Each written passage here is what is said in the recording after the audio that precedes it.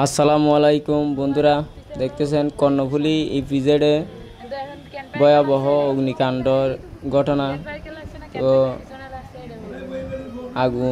আগুনের ধোঁয়া আস্তে আস্তে বাড়তেছে।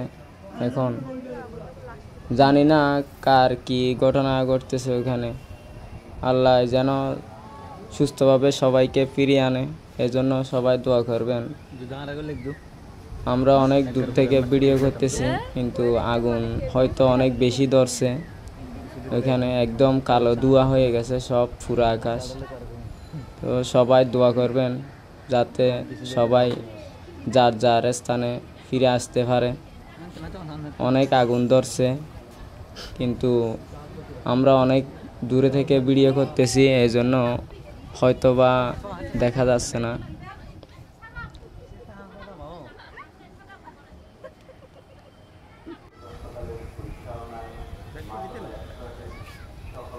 ফ্যাক্টরি না কি হইবে হ্যাঁ এটার ভিতর ফ্যাক্টরি না কি হইব